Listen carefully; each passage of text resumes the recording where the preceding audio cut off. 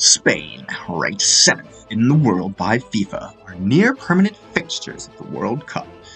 They're making their 16th appearance in Qatar, and they're one of only 8 nations to ever lift the cup.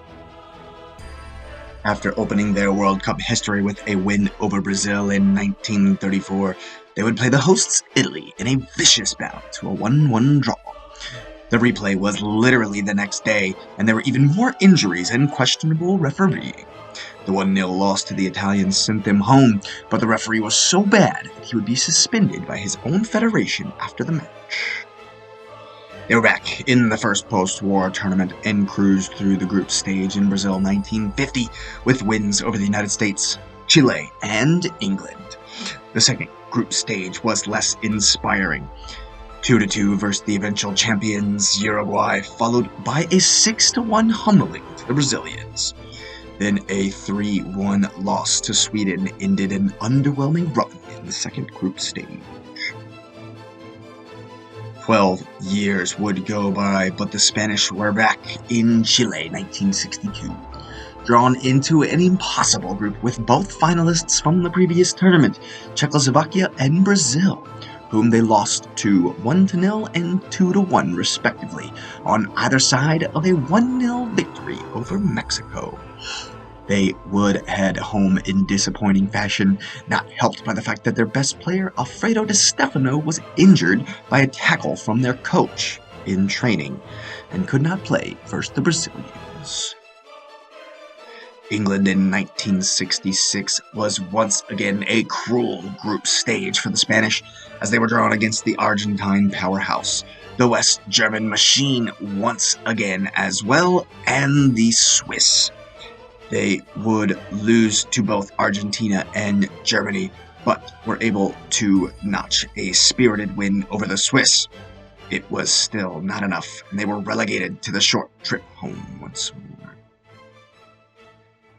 Another 12-year gap would pass them by before the world would see Spain at the World Cup once more, but they would put in another disappointing performance overall, losing to the Austrians in the first game, failing to score against Brazil in the second, but they would beat Sweden 1-0. However, the game meant absolutely nothing.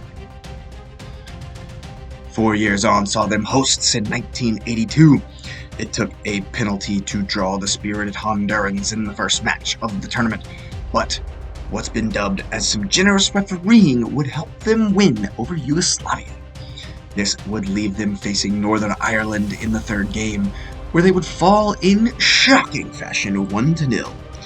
Despite allowing Northern Ireland to secure the most famous win in their history, the hosts would qualify for the next round. A loss to the West German machine and failure to score against the English in the second group stage would leave them watching the rest of the tournament played out on their own home soil.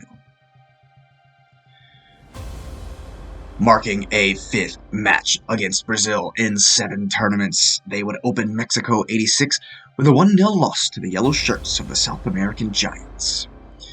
They would then avenge the previous famous defeat against Northern Ireland with a 2-1 win, followed by a strong victory over Algeria in the third game. This saw them into the round of 16 versus Denmark, one of the best sides in the entire tournament. Butragueño would net 4 times as they thrashed the famous Danish side 5-1. The quarterfinal versus Belgium was a 1-1 battle to penalties, but they would fall just short 5-4 in the shootout. Spain's dream team of the 80s, who were so good for Real Madrid, had one final outing in Italy. A rough group started out as such with a 0-0 against Uruguay. They followed this up with 2 good wins over South Korea and Belgium, but would hit the post twice in their 2-1 loss the round of 16 stage to Yugoslavia. Butragueño, hero of the last tournament, didn't manage to net even once in Italy, and the Spaniards limped home. Spain actually looked like they could be dark horses in USA 1994, despite being labeled as such in nearly every tournament they have qualified for. Heroics were required in the first match against the Koreans, who were looking for revenge for 4 years previous. Down to 10 men for over an hour, they would manage a draw. Another draw with the Germans would set up a must-win against Bolivia in the third match, where they cruised off the back of a Pep Guardiola goal, 3-1. They handled Switzerland in the round of 16 with ease, 3-0, to set up a rematch 60 years in the making against the Italians, who would beat them in the replay in 1934. Unfortunately, the result would be the same as all those years ago, without the replay, of course, and the Spanish couldn't manage to make it past their best result to date, falling at the quarterfinal stage once again. The short trip to France '98 was about as disappointing as it could be, despite destroying Bulgaria in their third match 6-1. They would not even progress out of group.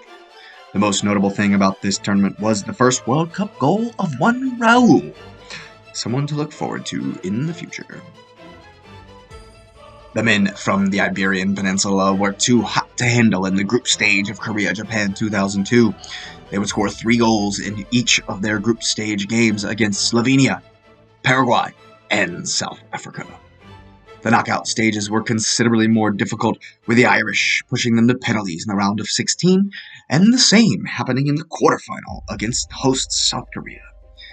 They would have 2 goals ruled out conspicuously in this one, with Ivan Helguera having to be pulled away from the referee before things really got out of hand.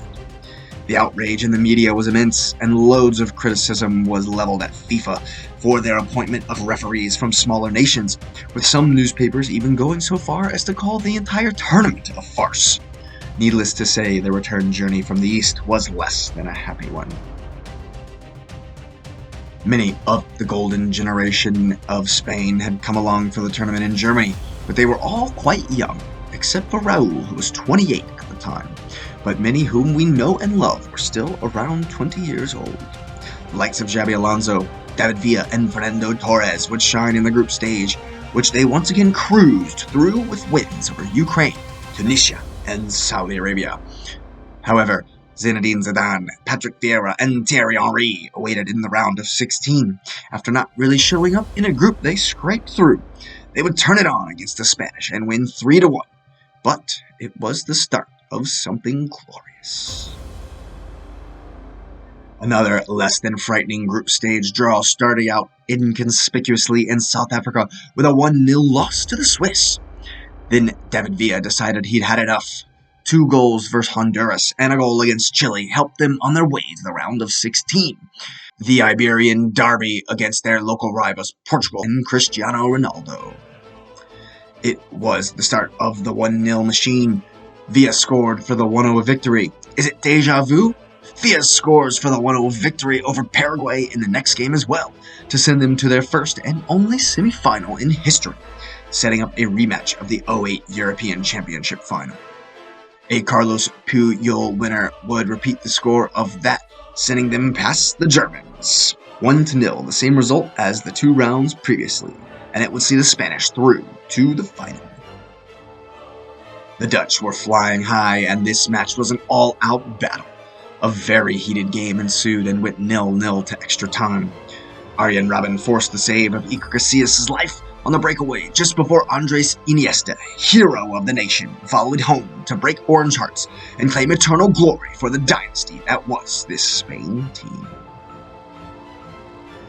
4 years on, and the Spanish were still celebrating, but the Dutch were licking their chops at the chance for revenge to open proceedings in Brazil 2014.